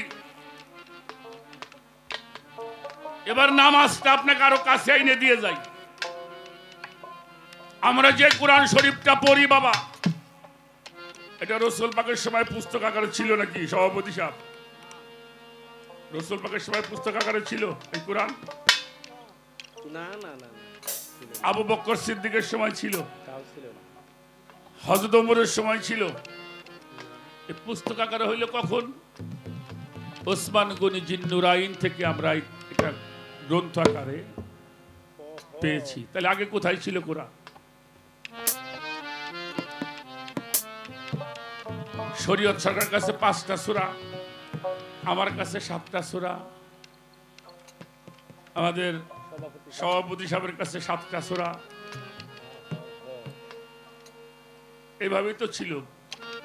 পাথরে লেখা ছিল, গাছের পাতায় লেখা ছিল, ভোজ পাতার মধ্যে তখন পাতা ছিল, ওই সময়টা লিখনি ছিল। কিন্তু রসুল পাকের সময় একজন হাফেজ ছিল, কোরআনের হাফেজ। তার নাম হইল উবাই ইবনে কাব রাদিয়াল্লাহু তাআলা আনহু। আল্লাহ তারে এমন একটা মস্তিষ্ক দিছিল বাবা, আমার রসুল পাকে একটা আয়াত না সামনে বললে সঙ্গে সঙ্গে মুখস্থ হয়ে যেত। সুবহানাল্লাহ। আছে না বাবা এমন ছাত্ররা একটা কবিতা একবার বললেই মুখস্থ? আমার জীবনেও আমি একবার একটা গান পড়ছি আর পড়িনি, আমার জীবনে আমি বই পড়ে পড়ে ছিঁড়ে ফেলাইছি, সত্যি কথা বলতেছি। আমি 3 বছরে ক্লাস 5 পাস করছিলাম,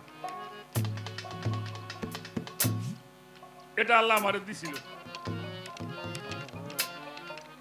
যাক, এটা আমার কথা না বলি, এই উবাই ইবনে কাব উনি হলো কোরআনের প্রথম হাফেজ।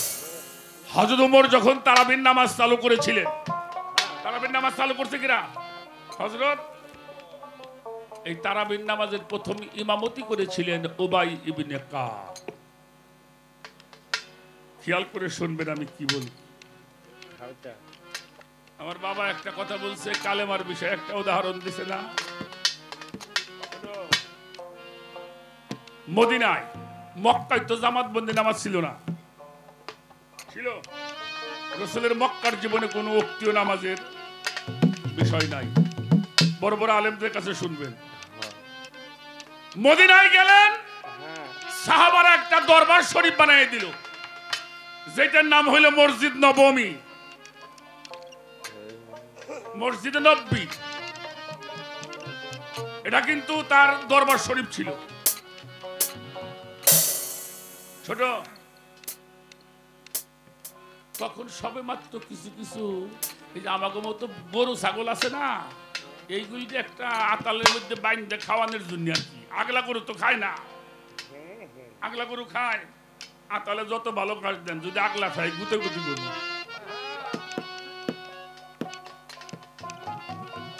এই আমাকে মতো আগলা গরুগুলি রে এটা জাগার মধ্যে বান্দার জন্য উনি জামাত বন্দি নামাজ চালু করলে রে হেকমা।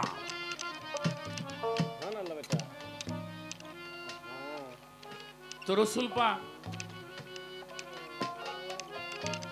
দরবারের সামনে দিয়ে যাচ্ছে, উবাই ইবনে কাব যিনি কোরআনের প্রথম হাফেজ, উনি নামাজ পড়তেছেন। এটা কেউ জোহর বলছে, কেউ আসর বলছে, দিনের ঘটনা, রাতের না কিন্তু। খেয়াল করে শুনে যাবেন। তো নামাজে দাঁড়ালে কি মানুষ জানি ভাই সহি দেয় না, কি বাজান দেয় না? তো ও ভাইও দেখলো রাসূল পাক যা, আবার হুজুর পাকও দেখলো যে ও ভাই নামাজ পড়তেছে। একটু দূরেই, একটু পাশে গিয়ে, আড়ালে গিয়ে ডাকতেছে, ও ভাই, ও ভাই ইবনে কাব, ও কাব তুমি কোথায়, আমার কাছে আসো। ও ভাই চিন্তা করে, হুজুর আমার দেখলো নামাজ পড়তে, আমার ডাক পারে কে? নামাজি লোকরে কি ডাক দেওয়া যায়? কেন ডাক দেওয়া যাবে না? কারণটা কি? এই জন্যই ডাকা যায় না। একটা মানুষ যখন নামাজে দাঁড়ায়, সে মানুষটা স্বয়ং আল্লাহর সামনে দাঁড়ায়, এই জন্য ডাকা যায় না। আর এই কথাটা আমার রাসূলের চেয়ে বেশি কেউ জানে। কিন্তু উবাইকে যখন ডাকতেছে, উবাই মনে মনে চিন্তা করে, কি কয়, আমি নামাজ পড়ি, আমি সালাত করতেছি, আমারে ডাকে কেন? 2-3টে ডাক দিয়ে নবীজি আর ডাক দিলে, ডাক না দিলে নামাজটা একটু তড়িঘড়ি করে পড়ছে, তড়িঘড়ি করে নামাজটা পড়ে হুজুর পাকের সামনে গেছে। লাব্বাইক ইয়া রাসূলুল্লাহ, আপনার গোলাম আপনার সামনে হাজির, আমার মাতা পিতা আপনার চরণে কুরবানি হোক। এই দেখেন সাহাবাদে আদব কি ছিল, সাহাবাদে আদব ছিল, তারা যে বলতো ইয়া রাসূলুল্লাহ, আমার পিতা মাতা আপনার চরণে কুরবানি হোক। আর আমরা সালাম দিই, ইয়া রাসূলুল্লাহ আমাকে ডেকেছিলেন? নবীজি বলছে ডাকছিলাম। হ্যাঁ হ্যাঁ হ্যাঁ, তো এখন তো তোমার ডাকিনি, ডাকছি তার আগে। কই গেছিলে তুমি? ও ভাই বলে, হুজুর আমি সালাত করতেছিলাম। নবীজি কয় সালাত করতেছিলে? বললো হ। ও, তা আমি ডাকলাম তুমি শোনো না? হ্যাঁ শুনছিলাম তো, আসলে না কেন? বলে আমি তো সালাতের মধ্যে ছিলাম। তুমি সালাতের মধ্যে ছিলে, আমি ডাকি ডাকি তুমি শোনো নাই? বলে শুনছিলাম। ও, তুমি নামাজ পড়তেছিলে? বাহ বাহ বাহ, তুমি তো সেই রকম নামাজ।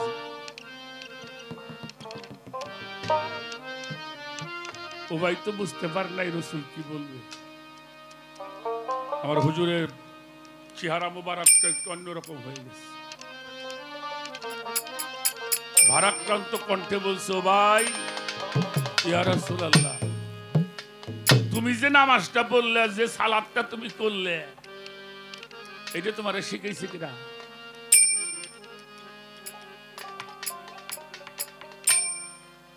ও ভাই কথা কয় না। কে শিখাইছে তোমারে? ও ভাই হাত জোর করে বললেন, আকা মৌলা মুহাম্মাদুর রাসূলুল্লাহ সাল্লাল্লাহু। হুজুর আপনি তো আমারে শিখাইছেন। নবীজি বলল, ভাই যেই নামাজটা আমি তোমারে শিক্ষা দিলাম, ডাকটাও তো আমি দিয়েছিলাম।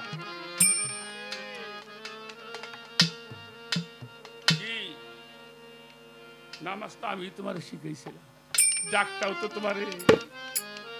হ্যাঁ হ্যাঁ তুমি নামাজের গুরুত্ব বেশি দিয়ে আমার গুরুত্বটা কম দিলে। ও জানা হারি এই তুমি না কোরআনের হাফেজ, তুমি পড়ো নাই মানিউ তো রাসূলা ফাকাদাত আল্লাহ। দুনিয়ার জগৎ যত ইবাদত বন্দেগী, বাড়ি গাড়ি, টাকা পয়সা, ক্ষমতা, ছেলে মেয়ে, পিতা পুত্র পরিজন যা আছে, শুধু তাই নয়, তোমার জানের চাইতে বেশি মহব্বত করতে হবে রাসূলকে। তুমি জানো না? এই তুমি পড়ো নাই, কুলিন কুনতুম তুহিব্বুনাল্লাহি ফাত্তাবিউনি ইউহিব্বুকুমুল্লাহ ওয়া ইয়াগফিরুলাকুম যুনুবাকুম আল্লাহু গফুরুর রহিম।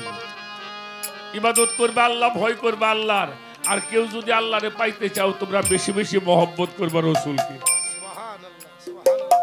কেউ যদি রাসূলের মহব্বত করে, আল্লাহ বলছে আমি তার জীবনের সব গুনাহগুলি মাফ করে দিব। তাহলে আমি কি করব? যিনি মুর্শিদ, তিনি রাসূল হাতে নাই কোনো ভুল, খোদাও সে হয়। সেই রাসূল রূপ যার সামনে আছে, তার সালাত সব সময় চলে। বাজানরা বিরক্ত হইছেন? যারা পীর ধরছেন, ভালো করে এই কথাটা শুনে রাখেন। রাসূল রূপ যার সামনে আছে, তার সালাত সব সময় চালু। আর এই রাসূল রূপ যার সামনে নাই, তার সালাতে ভালো করতে পারে। সাধক আব্দুর রশিদ সরকারের একটা গান করব, গানটা করব, তারপর আর একটা প্রশ্ন আছে, সেটার জবাব দিন। একটু বেশি কথা বললাম মনে হয়, নাকি বেশি কথা বললাম? হ্যাঁ, পীরের কাছে এইগুলি জানবেন বাবা, এটাই জানার জন্য পীর মুর্শিদ ধরতে হবে। গানটা করে নেই, আর একটা প্রশ্ন আছে, সেটার জবাব দিন।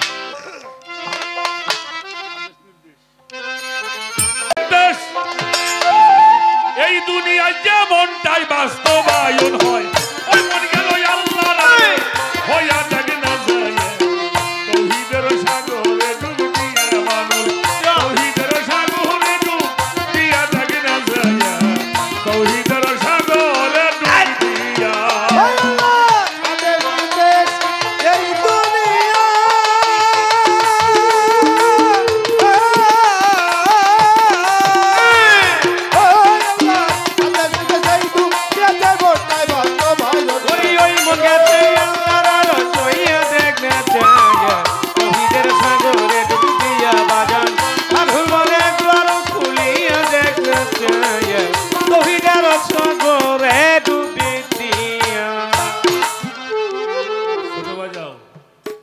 শরীয়তের যাকাত টাকা পয়সা, মালের যাকাত মাল। আর যখন আপনি তরিকতে প্রবেশ করবেন, নিজের ভিতরে যে মানবীয় আমিত্ব সত্তাটা, এটা সম্পূর্ণভাবে নিজের সম্পূর্ণ ইচ্ছা কামেল গুরুর কাছে জমা রাখার নাম হলো যাকাত। কোরআন তাফসীর বলেন, মানবীয় আমিত্ব সত্তা গুরুর কাছে জমা রেখে গুরুর আদেশ নির্দেশ পালন করা, নিজেকে সুন্দর করে সাজানোর নাম হচ্ছে যাকাত।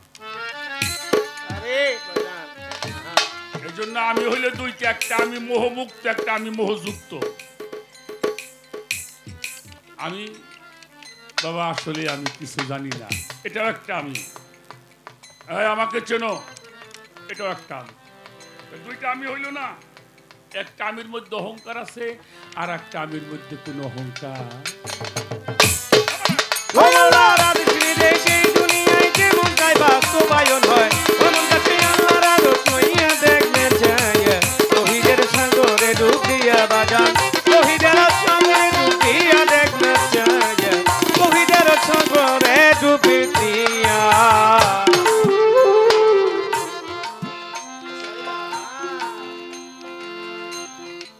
সাধুর মনে মানুষ আর কি নেই দুজনা সবে মাওলার তসবিহ দানা সবে খুদার আরশে বসিয়া আসল মনোরে সবে খুদার আরশে বসিয়া আসল মনোরে সবে বলার আরশে বসিয়া মানুষ আর জিন এই দুইজনা সবে আল্লাহর তসবিহ দানা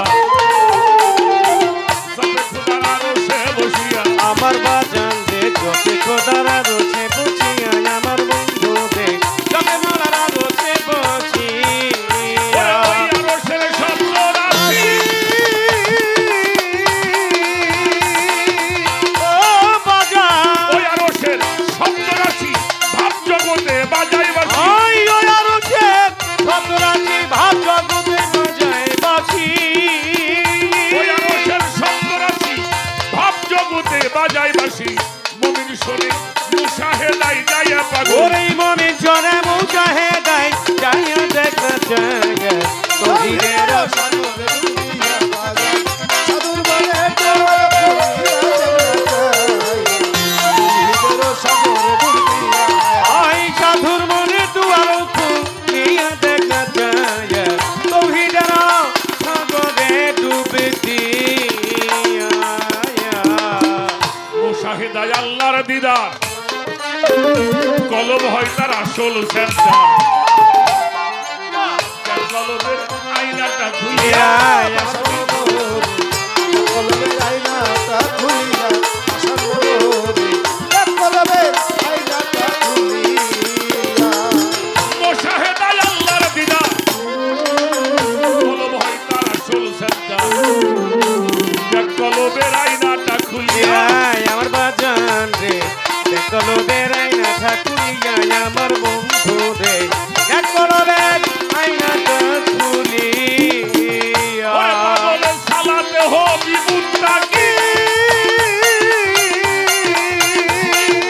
ও বাজান সালাতে হবি মুত্তাকি কলবের আয়না খুলবে সেদিন ওই চলতে হো বিমুতাকি কলের আইনা খুলবে ভেঙ্গি সালাতে হবি মুত্তাকি কলবের আয়না খুলবে সেদিন নইলে থাকবি জন্ম কানা হইয়া মানুষ ওরে রইলে তাকে জন্ম কানা হইয়া দেখ না চায়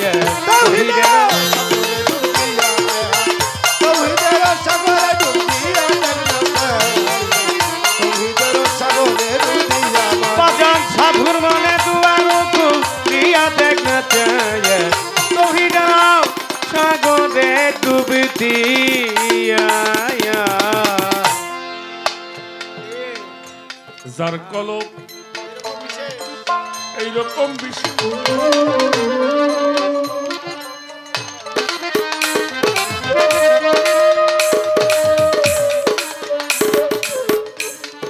পালন করতে যার যার মুর্শিদের আদেশ নির্দেশ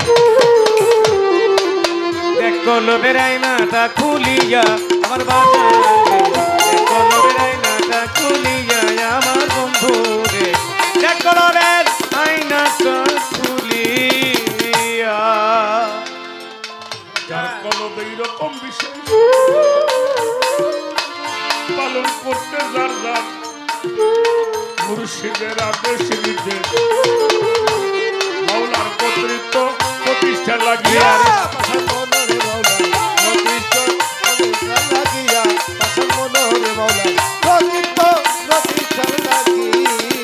আমার বাজার এইভাবে জানো মধ্যে আসা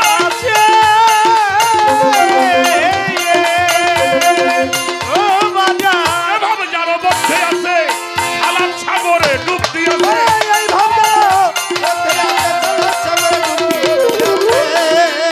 এইভাবে জানো মধ্যে আছে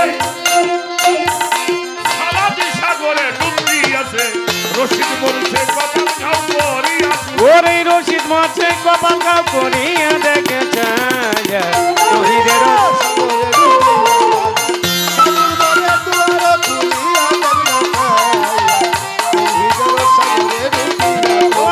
সাধুর মনে দুয়ার খুলিয়া দেখে চায় তহিদের সাগরে ডুবি দিয়া। ছোট ছোট অনেক কথা বলছি, ভালো লাগছে আজকে। আজকের এই আসরটা সত্যিকারই ভালো লাগছে। বাজান জায়গা হইল বাবা দুইটা, যেটা বাইছে নেন। একটা হলো গোরস্থান, ছোট একটা হলো গোরস্থান, আর একটা হলো গুরুর স্থান। কোনটা বাইছে নিবেন নিবেন, আমি কিছু বলব না। যাদের জায়গাটা গুরুর স্থানে হইছে তাদের ঘরটা পাকা ঘর, তাই না বাবা? তাদের ঘরটা পাকা না, তাদের ঘরটাও পাকা, তাদের জায়গাটাও পাকা। সেই ঘরের মধ্যে আর কারো ঘর হয় না।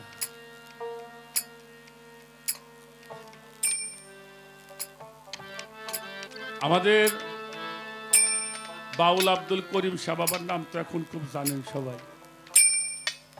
তার একটা গান আছে, আশেক দেখে তার মাসেকের, এই তার নামাজ, এই তার রোজা, আশেকের হইল রাস্তা সোজা।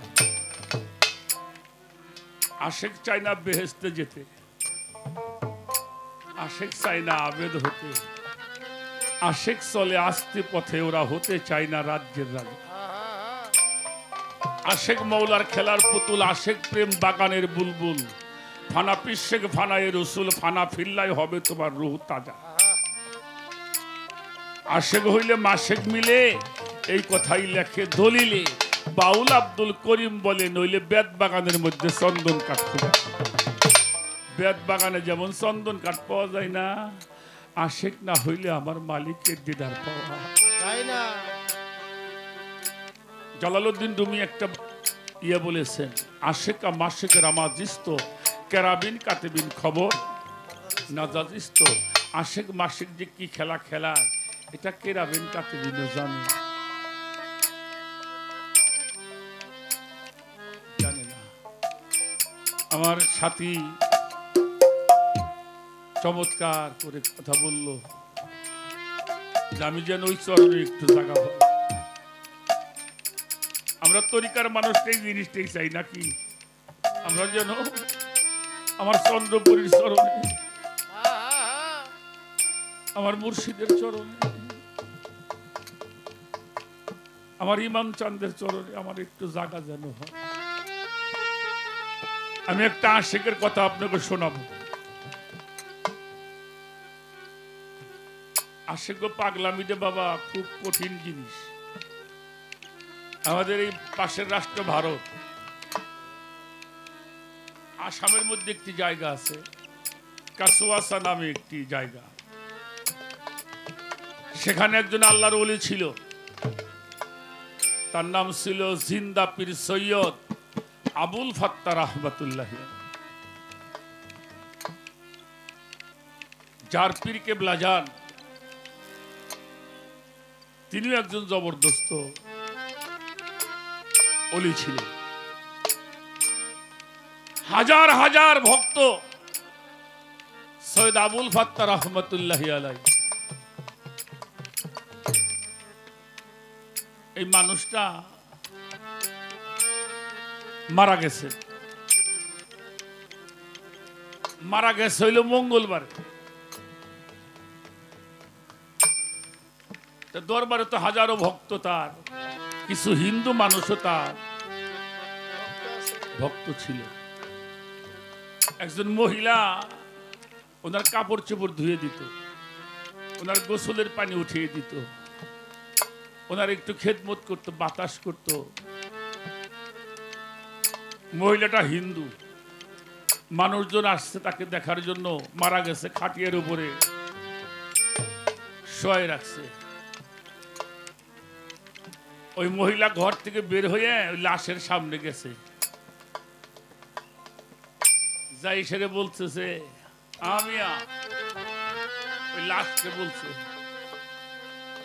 আমিয়া মঙ্গলবার নিয়ে কি আমার না, মানে উনি হিন্দু মানুষ তো উনি মনে করছে উনি আল্লাহর ওলি, উনি মঙ্গলবারে মরবে কেন, উনি শুক্রবারে মারা যাবে। মানুষ কয় না আজকে জুম্মার দিন লোকটা চলে গেল, আজকে সবে বরাতের রাত্রে মানুষটা চলে গেল, এরকম কথা বলে না মানুষ। তুমি বলতেছে আমিয়া মঙ্গলবার নে কি আমার না হে, আল্লাহর ওলি জিন্দা পীর খাটিয়ার মধ্যে বসে পড়েছে। জিজ্ঞেস করছে তাহলে কোন দিন মরলে ভালো হয়, যে খাটের উপরে শোয়া, হ্যাঁ খাটিয়ার উপরে বসে পড়ছে। ওই মহিলারা জিজ্ঞেস করছে তাহলে কোন দিন মরলে ভালো হয়, কোন দিন মারনা হে। ওই মহিলা বলছে জুম্মে কা দিন, মানে জুমার দিন যদি মরা যায় তাহলে ভালো। উনি ভক্তবিন্দুকে বললো তোমরা চলে যাও, শুক্রবার দিন আইসো।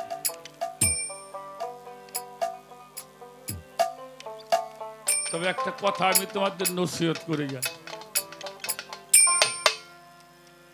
কি আমি যখন মারা যাব আমার ভক্তরা তো চাবে একটা ঘরের মধ্যে রাখবে, একটা মাজার হবে, আর না হলে গোরস্থানের মধ্যে রাখবা। কিন্তু তোমরা যারা আসছো তোমাদের বলে যাই, আমার লাশটা যেন গোরস্থানেও না যায়, আমার লাশটা যেন ঘরেও দাফন করা না হয়।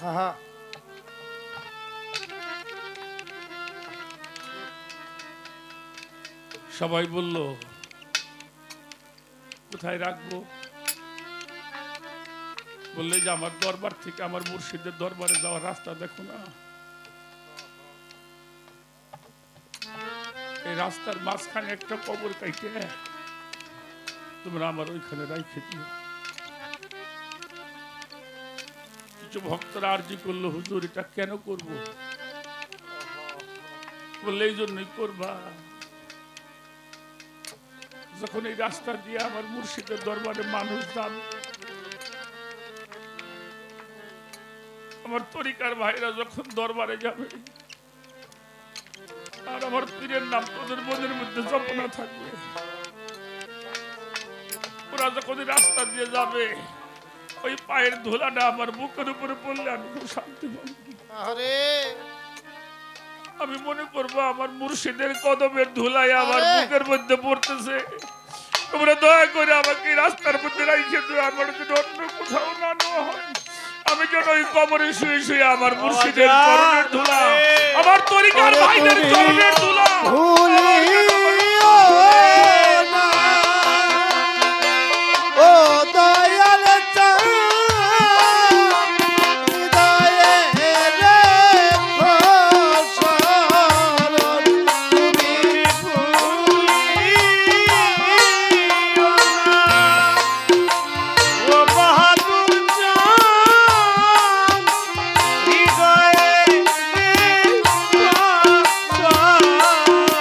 তুমি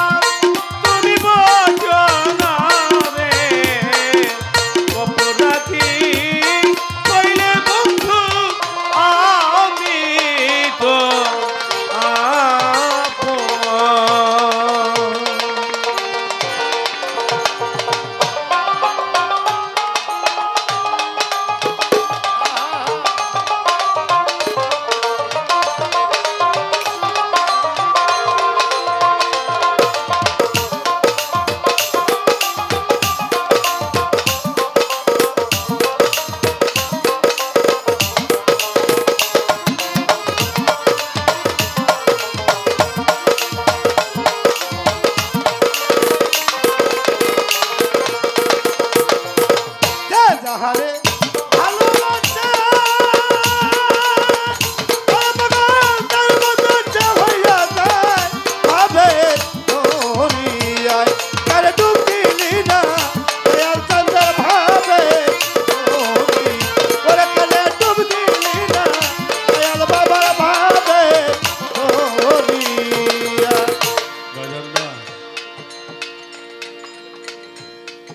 দেখতে দেখতে সময়টা একেবারে চলে গেল। হয়তো এরপরে দু একটি গান আমার সাথে শিল্পী করবে। আমার চলা বলা ওঠা বসায় কোনো ভুল ত্রুটি হলে ক্ষমার দৃষ্টিতে। হায়াতে মুলাকাত বাঁচতেই দেখা হবে এটাই কামনা করি। আপনাদের চরণধুলি যেন জন্ম জন্মান্তর ভরে পাই, সেই দিকে সবাই সবার জন্য দোয়া রাখবেন। যারা আয়োজন করেছেন আমি তাদের প্রতিও শ্রদ্ধা ভক্তি ভালোবাসা রাখি। মায়েরা বাজানেরা ভাইরা সবার প্রতি ভক্তি শ্রদ্ধা ভালোবাসা রেখে দোয়া চাই সবার উপরে শান্তি বর্ষিত হোক। হয়তো এর পরে দাঁড়িয়ে মামা দুই একটি গান করার পরেই বিদায় নিব।